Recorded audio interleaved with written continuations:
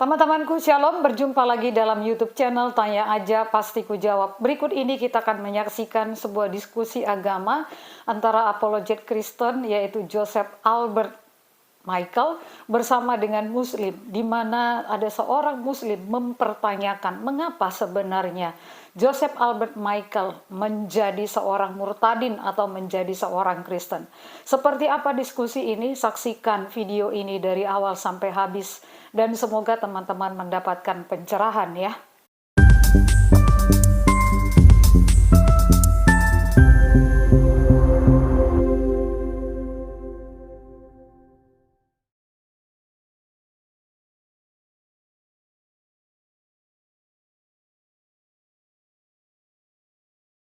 Saya penasaran nih sama Mas Joseph nih. Saya temannya. I'm Muslim. Oke. Seperti ini Mas Joseph. Saya penasaran nih kalau saya bertanya kembali tentang backgroundnya Mas Joseph, apakah akan dijawab sebelumnya? Cuman pasti akan dijawab deh, karena Mas Joseph kan tahu ya tentang etika dialektika yang baik seperti apa, juga paham retorika seperti apa, bahkan tahu ranah berbicara dan menjadi public speaker itu seperti apa. So I just want asking you, why gitu? Kenapa sih Mas Joseph kok ada di titik ini? I can look for you. Apa sih bahasa Indonesia penampilan ya? Saya melihat penampilan dari Mas. If you are facing the difficult when you speak on English, you can say it in bahasa. I taught you. Ngomong aja pakai bahasa Indonesia, jangan mix it up, jangan dicampur-campur. Silakan. Ya, sorry ya. Ini ada sedikit inilah. Nah, saya penasaran gitu loh. Sebenarnya backgroundnya Mas Joseph sendiri ini apa gitu? Karena saya lihat sepertinya Mas Joseph tahu sekali, bahkan penyebutan la ilaha illallah Muhammadar Rasulullah itu sangat fasih, tapi juga seperti menentang orang-orang yang berdiri di agama itu. Kenapa gitu? Saya mau tahu tentang itu. Because I am young. Ya, sorry, jadi saya ikutan kan. Ya, saya adalah jawaban atas doa-doa Anda sekalian. Mana ada Oten yang kalau misalkan diskusi bawa-bawa Al-Quran bisa bahasa asli, bisa nerjemahin, bisa mengerti, bisa memahami ya. Saya jawaban atas doa-doa Anda sekalian.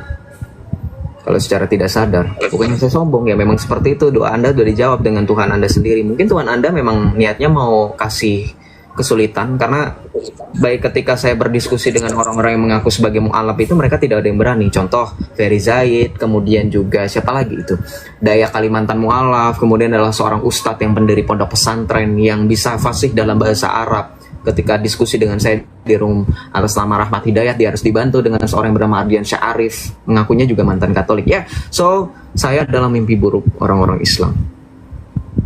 Oke, baik. Mungkin dikatakan mimpi buruk ya, tapi memangnya Mas Joseph paham gitu kemana larinya Mas Joseph ini nanti berakhir? Oke lah, mungkin kita bahas sesuatu yang gak masuk akal ya. Katakanlah sekarang kita buang jubah dulu. Saya buang jubah saya juga ingin Mas Joseph buang jubahnya Mas Joseph di sini. Saya gitu. tidak mau, karena saya adalah manusia normal. Manusia normal adalah tidak mau buang jubah masing-masing, karena jubah adalah sesuatu hal yang bisa diidentikan dengan identitas dan juga latar belakang kita. Orang seperti apa kalau dalam dialektika itu melepaskan, menanggalkan semua identitasnya? Nggak ada mas, nggak ada mbak. Kita harus tetap dengan identitas kita.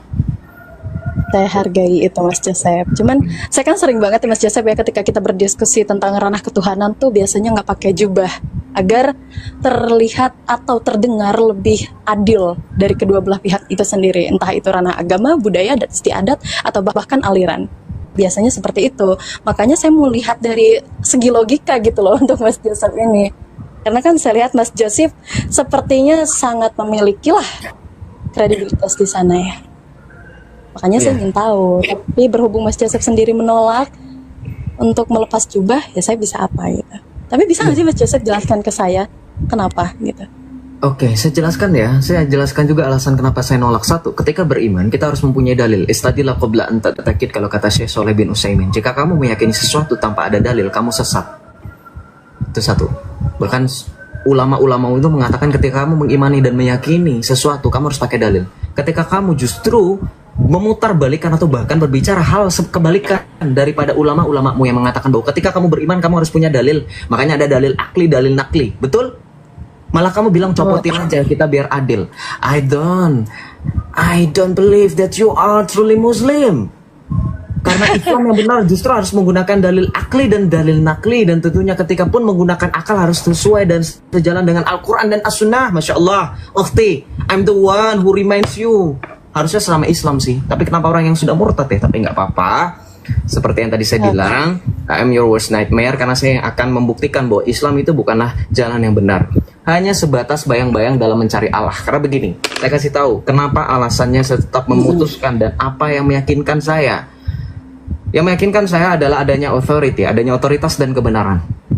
Otoritas dan kebenaran itu penting nggak? Penting. Nggak bisa hanya kebenaran saja. Kebenaran tanpa otoritas adalah kebenaran yang semu dan kebenaran yang relatif. Apa itu kebenaran relatif? Artinya masih ada kemungkinan-kemungkinan, possibility yang tidak pernah selesai dan tidak pernah ada jalan keluarnya.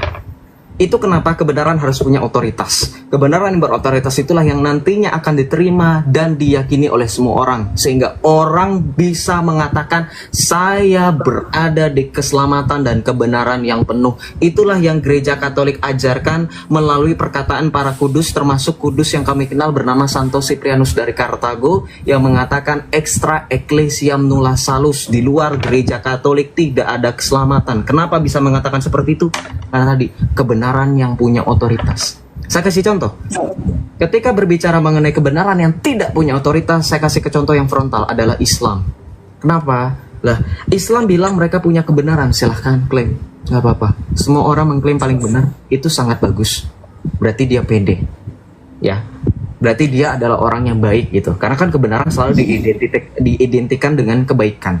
Gitu, walaupun ya benar itu belum tentu baik sih, tapi nggak apa-apa lah, anggap itu kan. Nah, ketika berbicara mengenai kebenaran dalam Islam, kebenaran dalam Islam ini tidak punya otoritas. Kita buktikan dengan bagaimana ketika dalam Al-Quran Allah itu berfirman dalam surah Al-Maidah ayat 3, yang ayatnya itu bermula dengan mengatakan hurrimat alaikum, ya, diharamkan bagimu dan seterusnya itu ya, diharamkan bagimu darah, bangkai. Nah, nanti di ayat yang sama, Tuhanmu itu akan berfirman, pada hari ini telah kusempurnakan bagimu agamamu. Good job, gak apa-apa, saya hargai itu, Tuhanmu telah berfirman. Oke, saya terima, karena itu ada dalilnya, surah Al-Maidah ayat 3. Kemudian di ayat yang lain, di surah yang lain, Tuhanmu juga berfirman, Inna dina indallahil Islam. Sesungguhnya agama yang diridhoi di sisi Allah adalah Islam. Good, gak apa-apa. Jadi agama yang sempurna dan agama yang diridhoi di sisi Allahmu adalah Islam. Oke, saya terima. Tapi ya, at the same moment, atau kalau kita bilang, kalau saya boleh bilang, on the other hand, ya, di momen yang sama tetapi di orang yang berbeda, di kesempatan yang berbeda, nabimu itu mengatakan, orang Nasrani terpecah menjadi 71 golongan, orang Yahudi terpecah, orang Nasrani terpecah menjadi 71 golongan, orang Yahudi terpecah menjadi 72 golongan, dan umatku terpecah menjadi 73 golongan. Saya tegaskan selagi saya highlight lagi, nabimu mengatakan Islam terpecah menjadi 73 golongan. Allah berfirman, Islam telah disempurnakan. Pada hari ini telah kusempurnakan bagimu agamamu. We both know, everyone know, ya, semua orang sudah tahu yang namanya definisi sempurna adalah satu kesatuan utuh, tidak terpecah-pecah. Baik. Nah, ketika nabimu mengatakan Islam terpecah menjadi 73 golongan, terbukti sekarang Islam dengan adanya golongan-golongan yang saling mengklaim dirinya paling benar, tetapi karena tidak punya otoritas sampai dengan detik ini, semua orang dibikin bingung, mana golongan yang benar. Orang-orang Sunni mereka mengatakan adalah benar-benar Ahlus Sunnah wal Jamaah. Ya. Dengan pengikutnya Imam Abul Hasan Al-Asy'ari yang baru mengumumkakan dan menancapkan tonggak pandangan teologinya di abad ke-9. Perhatikan loh Mbak, abad 9 teologi Islam itu Ahlus Sunnah wal Jamaah Asy'ariyah yang Anda ikuti mungkin, dan orang Indonesia sebagian besar dunia mengikuti, itu baru ada abad 9. Kemudian nanti di abad 11 muncul seorang yang disamakan dengan reformator dalam Islam. Siapa? Ibnu Taimiyah, yang dikatakan Syekhul Islam. Ibnu Taimiyah, abad 11. Teologi baru lagi dengan mengklaim untuk menyempurnakan dan memurnikan akidah Islam, sehingga nanti Syekh Abdul Aziz At-Tariqi dalam bukunya menerbitkan buku yang kalau judul bahasa Indonesianya Akidah Salaf versus Ilmu Kalam, menyempurnakan dan memurnikan akidah Islam dari akidah yang menyimpang. Oke, baik. Silakan. Oke. Oh, Gini, saya benar-benar meng-highlight besar sekali apa yang disampaikan oleh Mas Joseph barusan ya, bahwasannya pengerucutan dari benang merah yang disampaikan oleh Mas Joseph ini adalah tentang Islam yang membingungkan umat karena terlalu banyak golongan yang terpecah, kemudian banyak sekali yang berseteru atas dasar Islam itu sendiri. Mereka tidak adil dan juga sampai dikatakan hukum-hukum mereka terkadang merancu dan juga sulit untuk diterima. Itu benang merah yang saya terima. Bukan berarti Mas Joseph mengatakan seperti itu ya, tapi itu benang merah yang saya terima. Oke, sekarang gini Mas Joseph, kalau kita berlandaskan itu ketika kita memeluk agama, kemudian ada kalimat klaim kepada agama-agama tersebut, bukankah bisa juga kita katakan semua agama hampir sama? Kristen, kemudian orang-orang Muslim, orang-orang Buddha, orang-orang Hindu, Konghucu, dan lain-lain. Kita juga perlu dong berarti menggemparkan mereka atau meratakan mereka juga bahwasanya kalian ini salah dalam beragama. Why? Karena kalian menganggap agama kalian itu benar. Kalian sangat pede di sana. Padahal belum tentu itu benar. Karena ya itu tadi, memangnya ada jaminan apa itu benar, termasuk Islam. Apakah saya setuju dengan apa yang disampaikan oleh Mas Joseph? Bisa saya setuju, namun bisa juga tidak. Kenapa? Karena ada beberapa hal yang mendukung. Di dalam Islam, kita ditunjukkan kepada Allah Subhanahu wa taala yang tidak bisa didefinisikan dengan apapun, yang tidak bisa dikatakan yang tidak bisa kita katakan bahwasanya itu adalah sesuatu yang mampu kita gapai. Kita katakan itu hanya bisa menggapainya dengan amalan-amalan soleh, katakanlah seperti itu ya Mas Joseph ya. Saya nggak sepemahaman dengan Mas Joseph di ranah-ranah Islamnya mungkin, karena Mas Joseph lebih ahli dari saya ya, saya akui itu sepertinya. Namun Mas Joseph ketinggalan satu poin di sini. Kenapa tidak menyamaratakan terhadap semua oknum agama saja? Why just Islam gitu? Kenapa hanya orang-orang Muslim? Kenapa hanya orang-orang Islam? Dan saya juga sebenarnya mau nge-highlight satu pertanyaan ini juga kepada Mas Joseph. Sebenarnya yang Mas Joseph tujukan ini Islamnya atau oknum Muslimnya? Sepertinya yang kita lihat di sini adalah oknum-oknum Muslim deh. Oke, bicarakanlah Nabi. Nabi itu siapa gitu? Jika memang Mas Joseph bertujukan kepada Nabi, kemudian Nabimu itulah yang mengatakan akhirnya banyak sekali umat yang terpecah. Sampai banyak orang yang kesini, kesana, akhirnya nggak tahu jalan yang benarnya itu yang mana, pada kebingungan. Exactly, betul, tepat sekali, that's correct. Banyak orang yang bingung, that's difficult untuk masalah mereka hidup, itu benar sekali. Mereka bingung nih beragama, saya nyampe enggak ke Allah? Banyak Mas, banyak sekali. Namun yang saya ingin tahu adalah kenapa Mas Joseph tidak menyematkan itu gitu, atau sudah disematkan tapi nggak kesampaikan ke saya nih. Saya penasaran, kok nggak disematkan bagian itunya? Kenapa hanya di Islamnya saja? Dalam Katolik, Kristen, bisa juga saya katakan seperti itu. Kalian loh yang malah ribet banget, ya kan? Saya bisa ya bilang kayak gitu ya, kalau saya mau ya. Kristen inilah yang nggak punya pendirian. Bisa tuh kayak gitu tuh. Katanya bertuhan, tapi perilakunya tidak menunjukkan kalau mereka bertuhan. Tapi yang Islam juga kayak gitu. Itulah kenapa Islam tidak ada justifikasi atau judge kepada tiap individu atau oknum. Ya sudah, itu untuk Islam yang waras ya. Sekali lagi saya katakan untuk Muslim yang benar-benar Islam. Kan seperti itu. Makanya saya bingung gitu loh. Ini ke mana nih? Mas Joseph mengatakan bahwasanya kalian itu membingungkan dan Islam itu bukanlah tempat yang benar. Kenapa kalian itu pede sekali? Iya, kami pede. Betul kata Mas Joseph tadi. Semua orang pasti akan pede dengan hal seperti itu. Tapi kok nggak disematkan di situ? Saya mau tahu kenapa Mas Joseph gitu. Silahkan. Okay, I finished what are you saying, and it's at least 9 points, ya. Ada 9 poin yang kamu katakan di sini ya. Saya catat dari tadi ya. Saya coba bahas ya. Saya coba bahas poin-poinmu dari tadi yang ada di sini ya. Oke, kita bahas satu persatu. Yang pertama, kamu menanggapi apa yang saya jelaskan dengan mengatakan mengklaim itu benar. Yes, good. Itulah makanya saya bilang bahwa kalau orang mempunyai otoritas, klaimnya itu pasti berotoritas.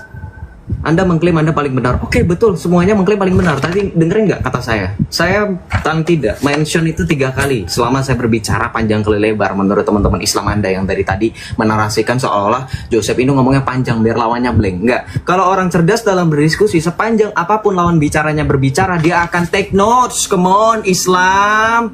Tunjukkan kalian cerdas.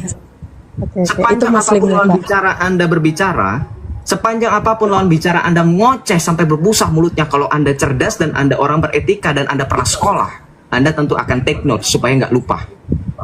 Ya, jangan alasan, kepanjangan, narasinya Joseph hanya kali lebar, lupa, saya nanti jadi lupa. Nih, ada teknologi namanya buku dan pena. Oh iya, lupa. Di Islam kan memang bingung ya, gitu, cara menulisnya. Karena memang mungkin agak sulit untuk menuliskan huruf. Oke, kita lanjut.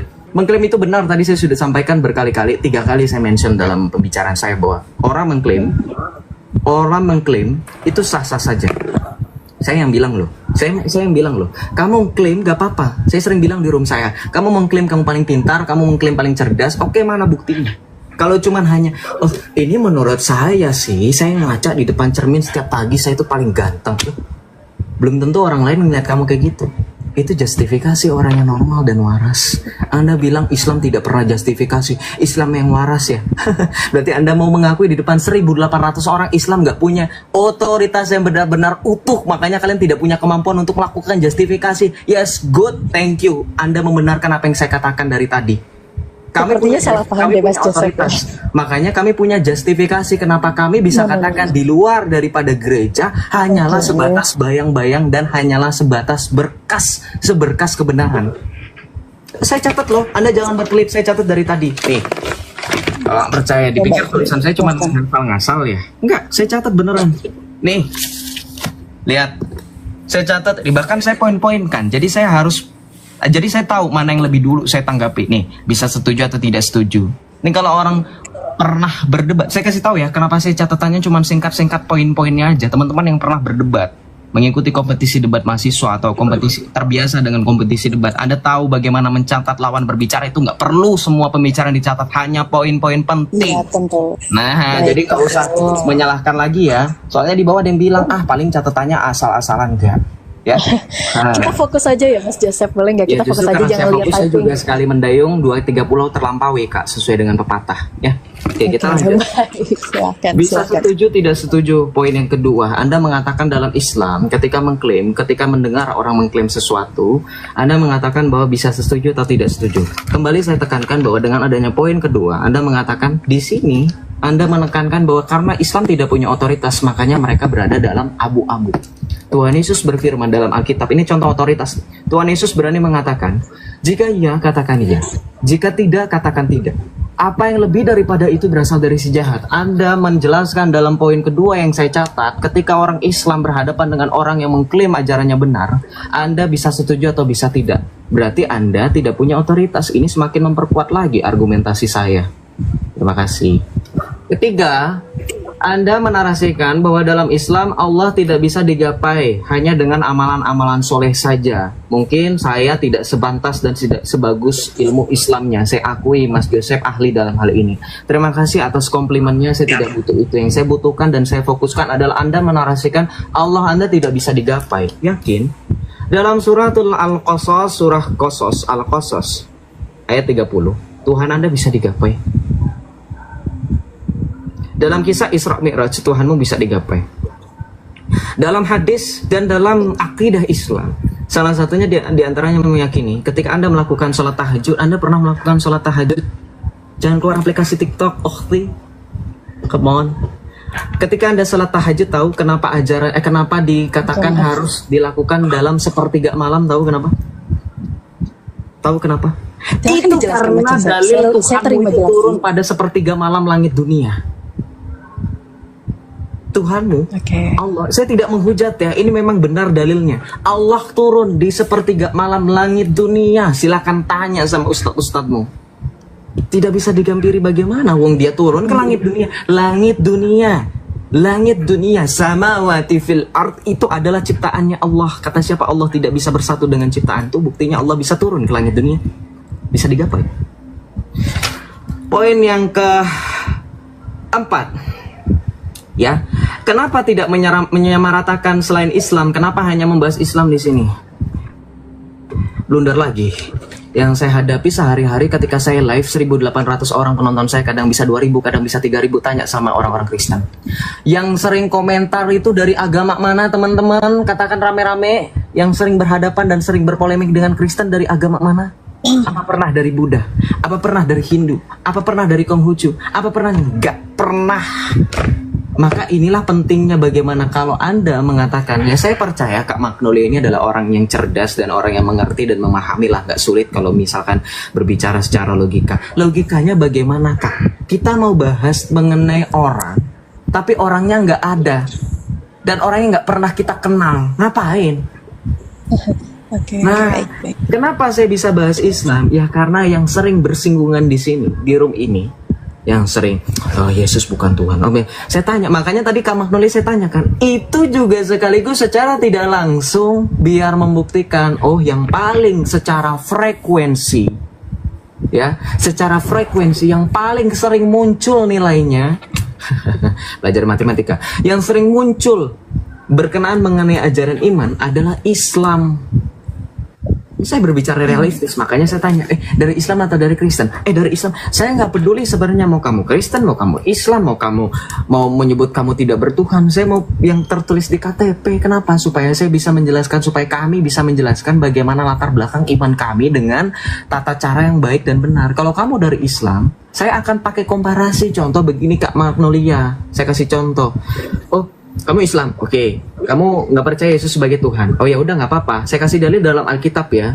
Saya dalilnya. Oh ini Yohanes 1 ayat 1. Oh ini Wahyu 22 ayat 12 sampai 13 misalkan. Masih nggak percaya. Saya nggak percaya tuh Yesus Islam kan Yesus itu Tuhan. Kan Alkitabmu itu dipalsukan. Nah, saya nanya gini. Saya bilang gini, kamu Islam kan? Oke. Kitabmu apa? Al-Quran. Oke. Sekarang saya tanya, kamu percaya Al-Quran nggak? Percaya. Oke. Sekarang saya minta kamu bukakan di mana dalam Al-Quran Yesus adalah Allah. Nanti kita buka lagi Alkitab yang barusan saya sampaikan. Kita samakan, kita komparasikan. Di mana benar-benar plek ketiplek. Nih ya. Ayatnya demikian, berbunyi demikian. Intinya bermaksud demikian. Baru terbukti. Kenapa? Ya itu nggak mungkin saya ngomong sama orang Islam, saya pakai kitab penyamaan komparasi dari kitab teman-teman kita yang Hindu. Saya bawa dari kitab Weda ya. Saya bawa dari kitab Tripitaka ya. Dari teman-teman yang muda, nggak nyambung. Jadi harus sesuai konteks. Jadi kenapa saya tidak menyamaratakan? Yang ngapain saya bawa orang yang tidak pernah bersinggungan dengan kita? Kalau kita berbicara mengenai nih diagram Venn, tahu diagram Venn? Orang matematika tahu ya, orang yang berilmu tahu diagram Venn. Contoh, saya gambar begini, lingkaran-lingkaran. Nih, yang tengah-tengah. Lanjut poin yang berikutnya biar nggak berlama-lama. Salah. Oke. Dilanjut aja. Iya, saya dengarkan. Iya, saya lagi baca ini. Tadi saya lupa poin. Oh, poin ke-6. Islam atau oknum Islam. Ya, kenapa bawa Islam dan oknum Islam?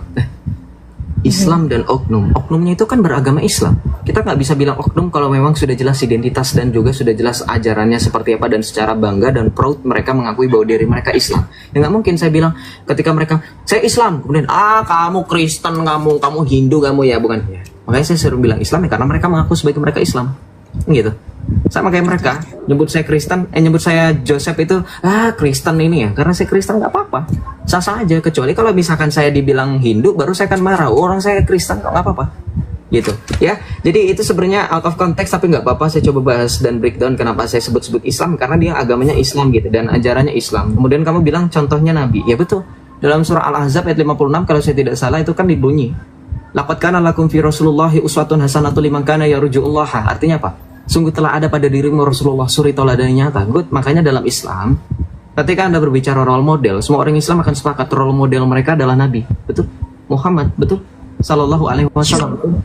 Nah, ketika dikatakan saya bilang, oh kamu kayak Muhammad ya, role modelmu ya Muhammad karena memang Al-Quran mengatakan suri tauladan yang nyata bagi kamu.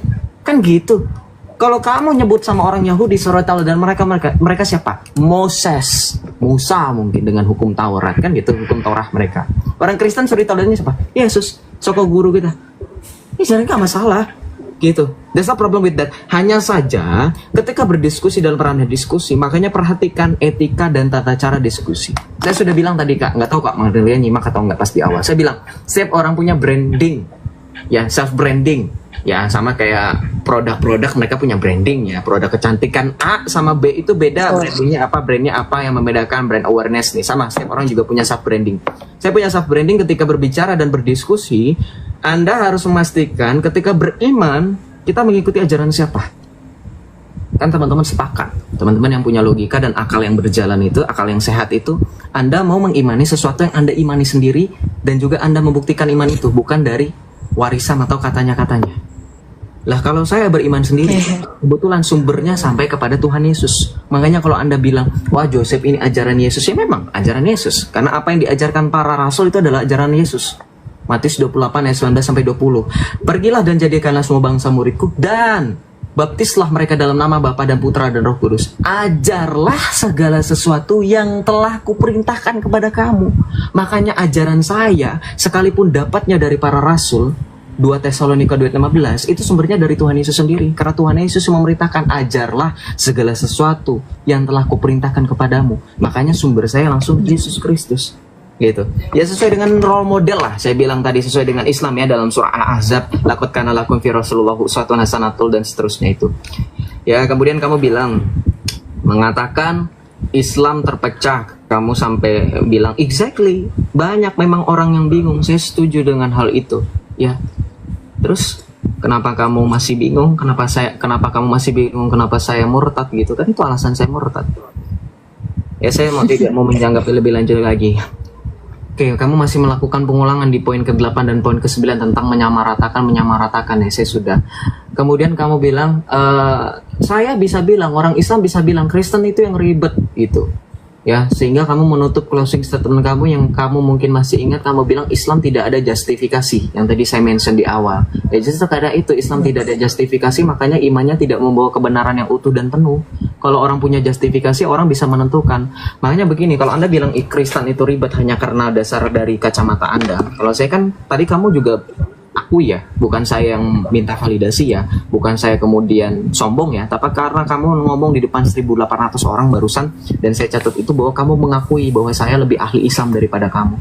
Justru karena itu saya mau highlight ketika saya bisa berdiri. Maaf, interupsi, Mas Joseph, permisi. Saya bukan bilang Mas Joseph ahli lebih Islam, maksud saya adalah pemahaman Mas Joseph tentang Islam lebih daripada saya, itu yang saya katakan. Iya, saya baru mau ngomong lagi. Sebentar, ya. Okay, baik. Silahkan. Jadi ketika Anda bilang saya berdiskusi dengan Anda dan Anda akui saya lebih daripada Anda memahami Islam, ya, dan Anda berdiri dua kaki, ya. Saya berdiri dua kaki, ya. Anggap saya diberi dua sisi di mana saya memahami bagaimana Islam dan saya memahami bagaimana Kristen. Oke. Di Islam ada pemahaman yang sebenarnya usuluddin dan furu', ya, usul dan furu' dibagi menjadi dua. Oke. Ustadz kalian ketika berdiskusi dengan saya dan berkaitan dengan syariat, dengan apapun itu yang dengan berkaitan dengan ibadah, oh ini furu', ini usul, ini furu', ini usul, saya bilang nonsense. Anda membela cara usul dan furu', dua-duanya sama, masih perdiskusian. Itu yang disebut dengan ikhtilaf atau perbedaan di antara kalangan ulama atau ustadz kalian. Mau tahu? Beli buku di Gramedia, judul bukunya cari Adab Ikhtilaf Para Ulama, itu terbitan dari Pustaka Al-Kausar tuh. Gue sampai sekarang masih hafal tuh. Walaupun saya nggak beli ya, karena menurut saya nggak penting. Ngapain baca buku yang udah jelas-jelas isinya membahas tentang perbedaan. Yang ngebahas juga beda-beda orangnya, nggak bisa selesai gitu. Nah itu karena justifikasi itu tidak ada, makanya perbedaan itu dijadikan rahmat. Kalian memberikan semacam obat penenang atau obat tidur kepada umat-umat kalian, kepada kamu termasuk kepada saya yang dulu, dengan mengatakan perbedaan adalah rahmat. Begini konsekuensi logisnya. Orang menganggap rahmat itu tidak akan terputus sampai hari kiamat kalau dalam Islam, betul ya? Sampai katanya di dalam suatu narasi yang saya ingat bahwa di dalam Islam tidak akan diterima tobat, tidak akan diterima Allah akan memberikan ampunan, Allah akan menerima pertobatan, Allah akan memberikan rahmat selama sebelum matahari terbit dari barat. Betul? Ada dalilnya. Ya. Nah, pertanyaan saya berarti kan intinya rahmat ini tidak akan terputus sampai, kalau kita bisa asumsikan, sampai hari kiamat. Ya enggak? Rahmatnya. Ya udah, berarti kesimpulannya kalau dikatakan ikhtilaf atau perbedaan itu adalah rahmat, lu sampai kiamat beda. Begitu konsekuensi logisnya. Itu yang saya langsung stuck dengan ustadz saya. Ustadz bilang perbedaan dalam Islam atau ikhtilaf itu adalah rahmat. Orang beriman, apalagi kalau kamu mengklaim adalah agama samawi. Saya juga diajarkan kedatangan Tuhan Yesus yang kedua kalinya adalah untuk menghakimi, sehingga nanti tidak ada orang bilang saya belum bertobat, itu sudah telat, kan begitu. Artinya rahmat. Ya, ketika berbicara mengenai rahmat, kita semua sepakat rahmat Tuhan tidak akan terputus sampai hari akhir atau akhir zaman. Sekarang Islam dikatakan punya perbedaan, ya perbedaannya sampai akhir kiamat, gak bakalan bisa selesai, gak bakalan ada jalan keluarnya sampai hari kiamat. Pertanyaan saya, apakah di hari kiamat masih ada orang yang bisa kemudian akhirnya menyadari, oh ternyata setelah kiamat selesai ini Islam yang benar, saya bertobat? Nggak bisa, kena lagi. Situ sudah selesai dan sudah tidak ada lagi jalannya. Ya, seperti itu. Nanti kalau misalkan mau bertanya saya itu dapat referensi dari mana? Saya dapat referensi itu dari ini. Islam yang ini belum seberapa. Saya nggak mungkin bawa semuanya di sini. Pegel berat. Nih buku-buku Islam. Nggak tahu kelihatan apa enggak. Nah, setebal ini. Kembali ke apa yang tadi saya narasikan ya. Begitu. Silakan ditanggapi mungkin kalau ada tanggapan. Kalau dibilang ada tanggapan Mas Joseph, cuman Ya, silakan. ya itu tadi, saya itu menanggapi seperti apapun yang dibawakan oleh Mas Joseph. Celah yang dibawakan dari, maaf ya, perlu saya katakan red hearing itu akan ada Mas Joseph. Pasti Mas Joseph tahulah tentang poin dari 33 logical fallacy, pasti tahu. Saya rasa Mas Joseph tahu tentang hal itu. Dan saya merasakan kita melakukan red hearing tadi. Entah saya saja atau Mas Joseph juga. We never know. Cuman gini Mas Joseph. Oke, saya terima dengan penjelasan Mas Joseph tadi terkait dengan Islam ini tidak memiliki ketentuan lah kata poinnya ya, karena tidak ada justifikasi di situ. Saya jadinya berpikir seperti ini Mas Joseph. Kalau seperti itu kenapa tidak dimayoritaskan saja dulu gitu? Oke lah, di perhitungan dari internasional, Kristen itu mayoritas. Katakanlah seperti itu. Islam mayoritasnya kan di Indo doang nih. Katakan seperti itu dulu ya Mas Joseph ya. Tapi kenapa itu hanya menjadi benturan untuk kedua belah agama ya? Agama yang paling sering berseteru kita perlu akui adalah Kristen dan Islam kan? Itu fakta. Tapi kenapa di situ yang dijadikan sebagai alat pukul Islam? Kenapa nggak Kristen aja gitu? Kenapa gitu? Maksudnya kenapa nggak kalian aja nih para Kristen sekalian ya? Saya udah nggak bisa bicara dengan retorika lagi Mas Joseph. Jadi lebih baik kayak gini, lebih jelas dan menurut saya kan lebih enak gitu nyampainya. Kenapa nggak dijadikan alat pukul aja Kristennya gitu? Kenapa harus Islam menjadi alat pukul? Kalau kalian mengatakan bahwasanya dalam Islam itu kalian yang mengakui orang-orang yang mengatakan bahwasanya Islam itu kemana-mana, nggak jelas, bahkan bisa dikatakan kalian itu agama yang tidak ramah, katakan seperti itu ya. Kemudian ada juga orang-orang yang kadang bernarasi bahwasanya Islam itu adalah ajaran sesat, Tuhan yang nggak jelas. Tapi tadi dibantah oleh Mas Joseph sendiri bahwasanya Allah kalian itu turun gitu. Ada tuh penjelasannya tadi bahwa hadis, bahwa dalil, Masya Allah, tabarakallah banget nih. Perlu saya katakan keilmuannya Masya Allah ya, tapi tidak dengan keyakinannya. Saya malah sayang di situ sih Mas Joseph. Saya tidak bermasalah Mas Joseph dimanapun sekarang. Yang saya sayangkan adalah pemahamannya Mas Joseph bahwa itu kenapa dijadikan sebagai alat pukul untuk Mas Joseph menghadapi orang-orang yang sedang berbicara. Ini apakah saya ad hominem? Iya, saya ad hominem. Saya langsung kepada pribadinya Mas Joseph. Dan Mas Joseph, saya yakin Mas Joseph paham tentang hal ini. Saya penasaran Mas Joseph, kenapa sih dari sekian banyaknya hadis, dalil, pemahaman Alkitab, kitab ini, kitab itu, bahkan sampai di Buddha, Konghucu, wah itu saya dengar kayaknya Mas Joseph luar biasa banget pemahamannya sampai sana. Tapi kenapa itu nggak dijadikan alat pukul gitu? Oke, betul yang dikatakan oleh Mas Joseph, Islam lah yang mengganggu terlebih dahulu, karena Islam lah yang selalu mengulik-ulik dan mengatakan begini begitu. Oke, katakan seperti itu. Tapi kan bisa ya kalau jadi alat pukul tuh banyak banget. Ini Mas Joseph, contoh deh, ada gendang buat azan nih, nggak ada pemukulnya, kita bisa pukul pakai gelas, pakai apapun itu yang benda ujungnya tumpul, maka bunyinya akan sama. Apakah itu menjadi sebuah kerancuan gitu untuk orang-orang yang mendengarkannya? I think no. Kan seperti itu. Sama halnya dengan agama dan juga keyakinan yang dibawa oleh Mas Joseph tadi. Di dalam Islam kalian katakan bahwasanya, di dalam Islam menurut Mas Joseph itu adalah rancu, kemudian Allahnya turun, la ilaha illallah Muhammadar Rasulullah, itu akhirnya turun ketika sholat sepertiga malam. Itu jelas ada hadis dan dalilnya. Oh iya benar, betul Mas Joseph. Tapi yang saya maksudkan di sini adalah manifestasi dari Allah itu sendiri. Saya bisa berani mengatakan bahwasanya Yesus Kristus, oke, saya perlembutlah, Tuhan Yesus Kristus menurut Kristen memiliki implementasinya apa? Bentuk manusia, yaitu Nabi Isa. Dikatakan seperti itu ya. Manusia memiliki rambut, memiliki tangan, memiliki kaki, memiliki alat kelamin. Mohon maaf sekali perlu saya katakan. Dan juga tingginya seperkian itu dilihat, diperhitungkan, bahkan ada penjelasannya.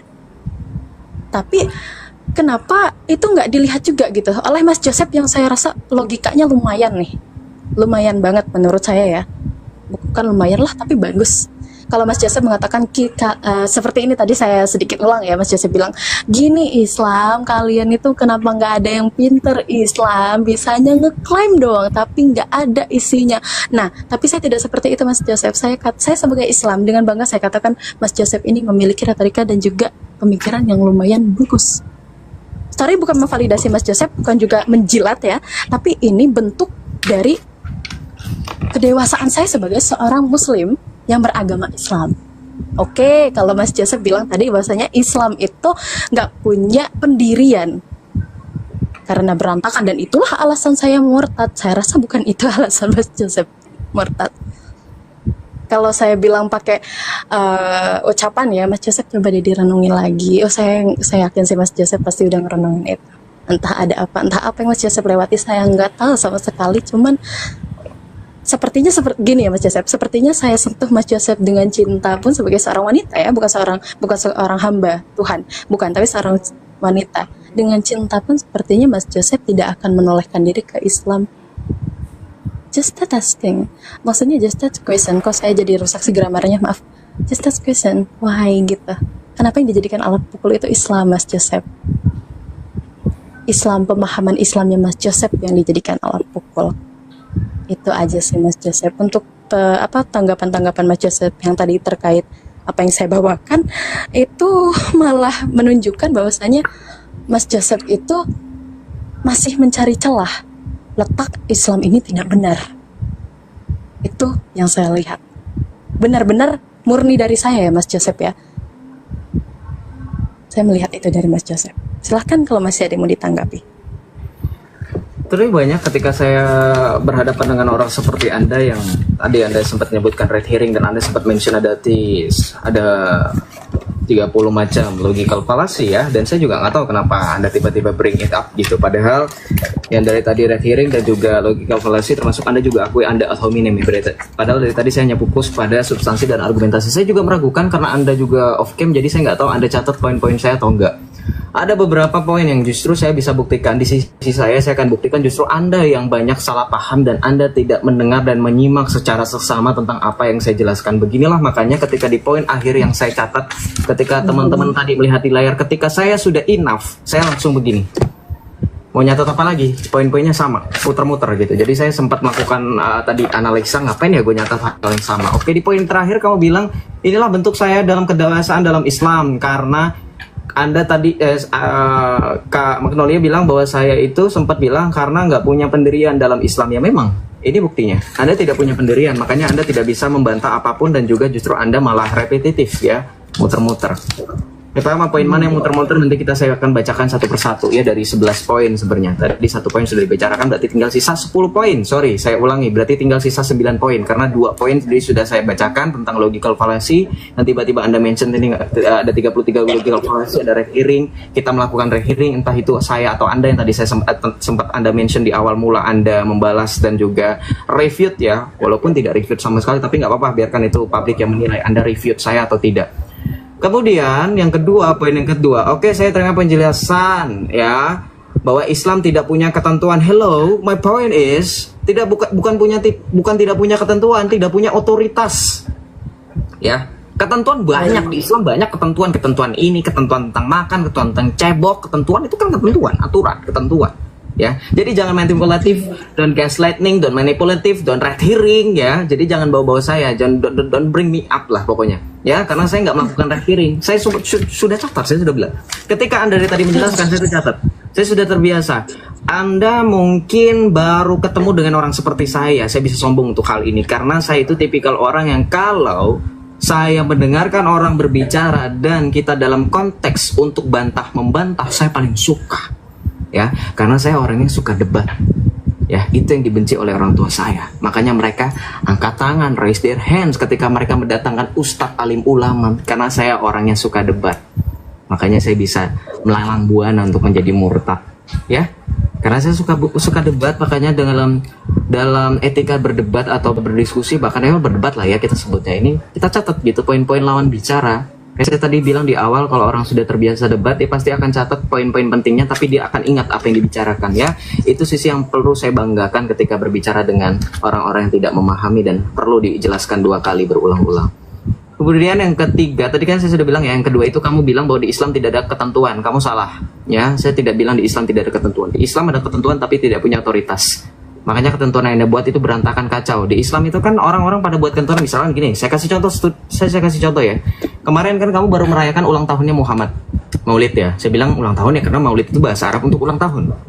Ya. Oh enggak ya, saya enggak merayakan itu sedikit. Iya, itu dia. Justru Anda terima kasih. Saya tidak perlu kasih contoh lain. Anda sudah buktinya.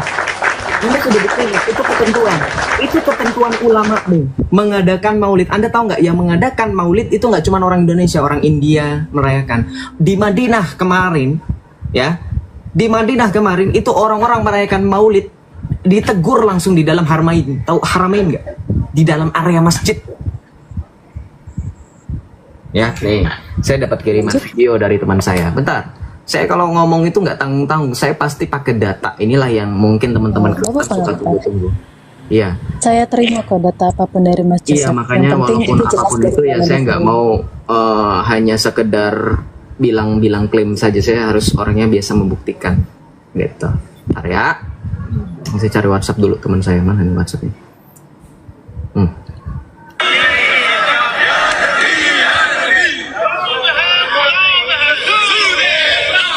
Ini mereka di Selasar masjid. Nah, di dalam masjidnya, perhatikan, di dalam masjidnya, ini imamnya ngomong begini. Wa min al-jafa'ir an-nabi sallallahu alaihi wasallam at-tahayyu li bid'atil maulid. At-tahayyul bid'atul maulid. Jelas kalau dalam bahasa Arab ini artinya menghidupkan bid'ah. Bid'ah itu tahu nggak apa? Nabimu pernah bersabda dalam hadis, kullu bid'atin dolalah wa kullu bid'alatin finnar. Setiap bid'ah itu adalah kesesatan dan setiap kesesatan tempatnya di neraka. Nih, ini imam masjid. Ini langsung dari Masjidil Haram. Orang-orang di luar di Selasar pada bilang, ya Nabi, ya Maulid, ya Nabi. Di dalam masjid ulamanya lain. Jadi artinya apa? Betul, tidak ada pendirian. Tadi Anda juga udah membuktikan kok. Saya tidak merayakan itu. Berarti ada yang merayakan, ada yang tidak merayakan, ada yang abu-abu. Itu dia, tidak punya otoritas. Makanya kemudian tidak satu dalam pengajaran. Kalau dalam pengakuan iman rasuli jelas dikatakan, pengakuan iman rasuli ya, syahadat saya, syahadat iman yang benar. Aku percayakan gereja yang satu, kudus, katolik, dan apostolik. Ketika dikatakan yang satu, itu satu pengajaran. Maka sesuai dengan Efesus 4, ketika dikatakan satu baptisan, satu iman, satu Tuhan. Gitu. Makanya Tuhan Yesus mengendaki supaya murid-muridnya menjadi satu. Inilah yang kekristenan hadapi. Sekalipun saya tidak pernah memungkiri bahwa memang di dalam Kristen juga ada aliran. Gitu. Cuman yang jadi perbedaan, di kami ada otoritas. Saya bukannya sombong sekali lagi. Contoh otoritas apa? Iya. Bagaimana ada gereja Katolik, ada gereja Protestan, ada gereja Ortodoks. Nanti dari gereja Protestan ada lagi denominasinya, dari gereja Ortodoks ada Ortodoks Oriental, ada Ortodoks Timur, dan seterusnya. Mereka semua akan bersatu dengan pangkuan gereja yang satu, kudus, katolik, dan apostolik. Gitu. Ya, mereka akan bersatu dengan gereja Katolik. Paus Fransiskus, pemimpin kami yang kemarin baru datang ke Indonesia, itu otoritasnya. Penerus tahta Petrus. Kalau Anda minta dalilnya Matius 16:18, kemudian dalam Injil Yohanes ya. Yohanes 20 ketika Tuhan Yesus meminta Rasul Petrus untuk menggembalakan domba, dan ketika Tuhan Yesus berfirman agar kita menjadi satu kawanan dan satu gembala. Itu poin penting dalam primus inter pares, atau yang berotoritas itu harus satu orang, ya, satu kawanan dan satu gembala. Ketiga, kenapa tidak dimayoritaskan saja? Based on international Christianity. What kind of data you use on your argument? Nggak tahu saya international Christianity itu apa ya? Based on international, Christianity gitu ya. Based on international apa? Based on international apa? Datanya ini apa? International apa? Apa international dari PBB kah? Atau dari sensus penduduk yang dilakukan oleh lembaga dunia? Apa ini harus jelas nih. International apa? Anda hanya bilang based on international Christianity is majority, bla bla bla bla bla. Ya, international apa? Datanya dari mana? Gitu. Saya minta datanya, walaupun memang kita tidak dapat mengkiri, memang betul Kristen faktanya adalah mayoritas. Tapi kalau dalam ranah diskusi, karena Anda yang mengklaim, Anda harus buktikan bukti referensinya yang jelas. Itu ya, nggak apa-apa kalau misalnya nggak ada, ya udah, berarti ya udah anggap aja ini ngomong biasa lah. Gitu.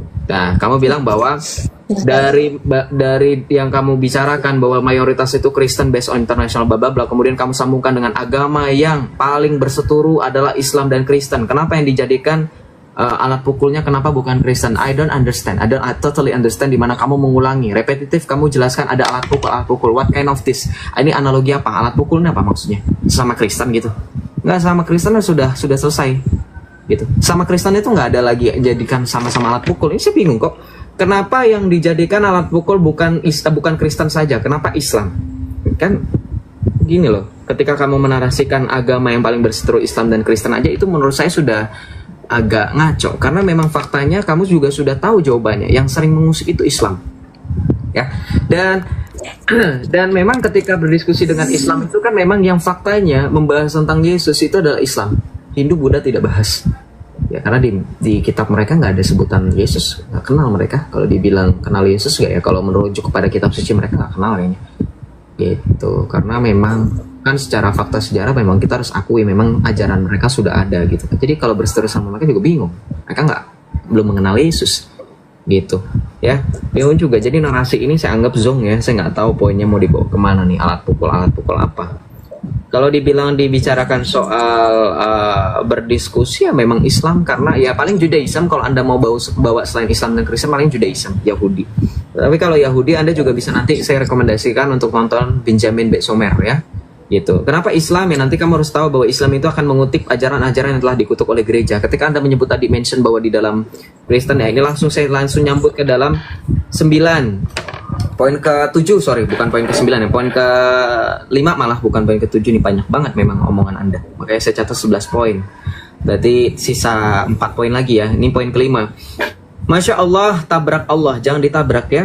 Tabarakallah, harusnya yang jelas pronunciation-nya biar orang nggak salah. Tabarakallah. Sepertinya saya mengatakan tabarakallah, tapi kalau memang Tadi tadi ada tabarakallah, nanti saya akan posting. tabarakallah ya, baik. Mas Joseph memperhatikan juga apa yang saya katakan, silahkan. Betul, Masya Allah dan tabarakallah. Ya, jadi jangan disatukan tabrak itu. Karena ada tabarakallah itu ada baknya, itu jelas. Bahwa Allah turun, ya, berarti itu membantah Islam sesat loh.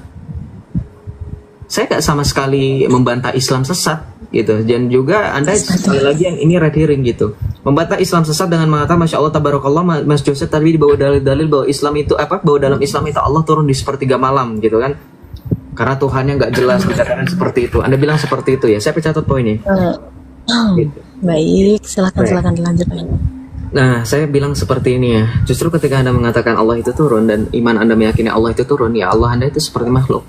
Karena kan dibilang, kalau Anda tadi ini masih ada sih poinnya, kalau Anda masih denial juga kayaknya wallahu a'lam bishawab deh. Anda mengatakan bahwa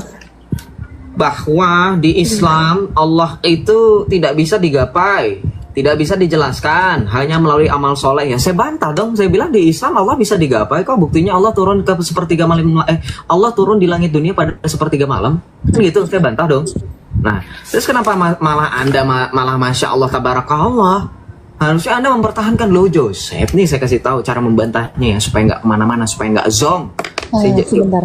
Ketika Anda mendengarkan saya bawa dalil Allah turun di sepertiga malam langit dunia untuk membantah ketika Anda mengatakan Allah tidak bisa digapai, Anda bilang begini, saya ajarin dari Islam cara diskusi. Anda bilang gini, Joseph, yang turun pada sepertiga malam langit dunia adalah rahmat, bukan Allahnya yang turun. Saya ajarkan seperti itu. Ketawa, kok malah ketawa? Yang menjawab seperti itu adalah ustadz ahlus sunnah. Itu jawaban ustadzmu.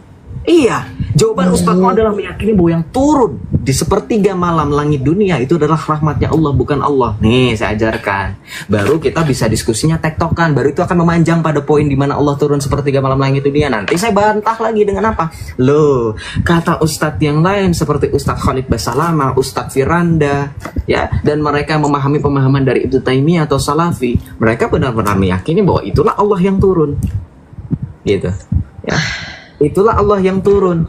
Saya bisa bantah lagi, nanti Anda bantah lagi. Jadi itu tektokan. Jadi bukannya malah Masya Allah tabarakallah, itu justru saya sedang mereview Anda punya anggapan Allah tidak bisa digapai ya.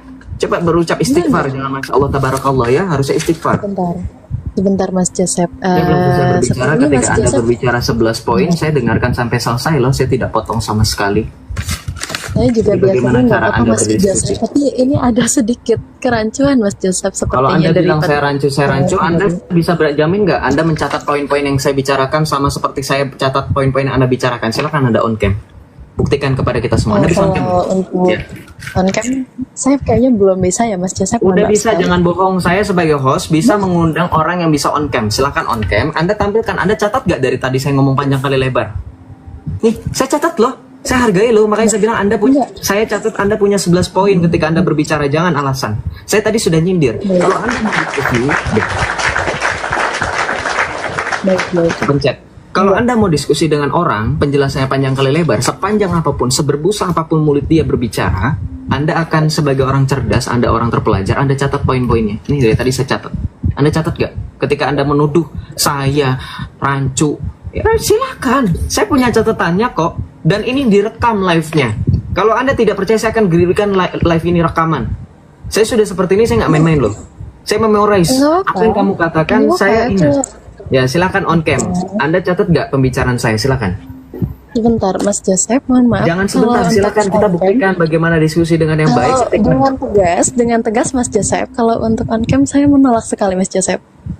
Mohon maaf sekali. Bukan lihat muka, Karena- nggak. Saya nggak peduli lihat muka, nggak lihat rumah, nggak Iya, meskipun catatan begitu aja. Mas Joseph, lihat catatan. saya hargai semua narasinya Mas Joseph, bahkan penjabaran dan juga penjelasan Lihat dari Mas Joseph. catatan, Tapi nggak. kalau Menurut untuk saya nggak perlu on cam, dihargai. Apapun nggak itu bisa. sikap Anda bukan menghargai apa yang saya bicarakan. Anda hargai sikap baik dan attitude saya. Anda dari tadi mau memotong. Sementara teman-teman di sini 2000 orang menyaksikan, sudah 2 putaran kita berbicara masing-masing dan ini giliran saya. Ketika Anda giliran Anda, saya dengarkan sampai selesai. Seboring apapun itu, seenggak jelas apapun itu, sezong apapun itu. Saya dengarkan sampai selesai. Silahkan buktikan di mana saya memotong pembicaraan Anda seperti Anda yang tadi mau potong pembicaraan saya. Ketika Anda bilang pembicaraan saya rancu, simpan itu di akhir. Buktikan di mana poin-poin saya rancu di bagian mana, sama seperti saya berani point out di poin nomor berapa Anda itu rancu. Itu bukti kalau orang diskusi dengan mengandalkan tidak hanya otak dan akal logika, tapi juga etika yang dibarengi dengan hati. Paham? Anda pernah kuliah atau paling nggak sekolah deh. Guru Anda ketika menjelaskan panjang kali lebar disuruh nyatet gak? Tanpa disuruh nyatet pun, orang yang punya etika, murid yang punya etika ketika gurunya menjelaskan, dia mencatat. Itu dalam pendidikan, Mbak. Dan kita menunjukkan di sini adalah kita orang-orang berpendidikan, bukan? Kita bukan orang yang mungkin, mohon maaf, tidak memahami diskusi dengan baik. Diskusi hanya modal congor, ya. Bahkan saya yakin orang-orang di pasar pun ketika mereka kita bisa nilai mereka hanya omong kosong, hanya debat nggak jelas, debat kusir, Anda bilang seperti itu. Mereka juga pakai data, ya.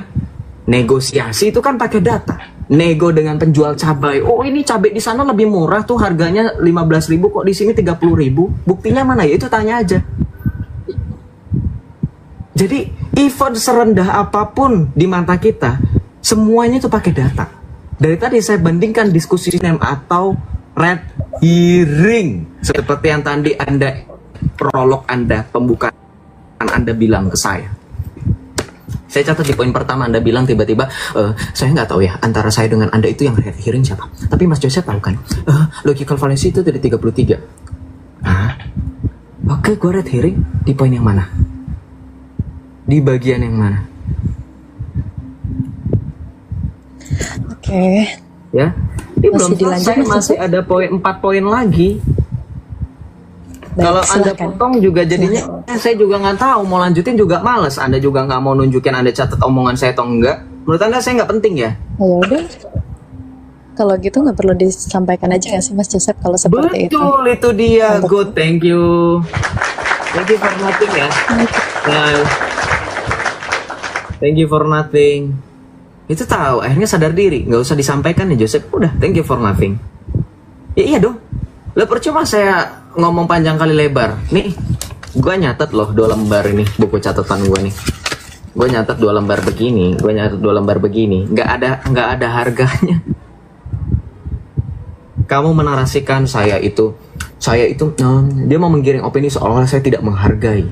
Puji Tuhan, kita sudah menyaksikan bagaimana diskusi antara apologet Kristen bersama dengan Muslim, di mana Muslim ini mempertanyakan mengapa Joseph ini akhirnya memutuskan diri untuk menjadi seorang murtadin ataupun menjadi pengikut Tuhan Yesus.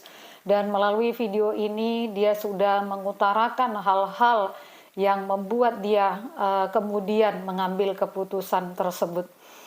Satu hal teman-teman yang ingin saya beritahukan kepada kita semua, mengapa kita harus memilih menjadi pengikut Tuhan Yesus, oleh karena Tuhan Yesus mengklaim dirinya sebagai kebenaran yang sejati, satu kebenaran yang bisa menyelamatkan dan juga satu standar kebenaran hidup di dalam dunia ini maupun di dalam hidup yang akan datang.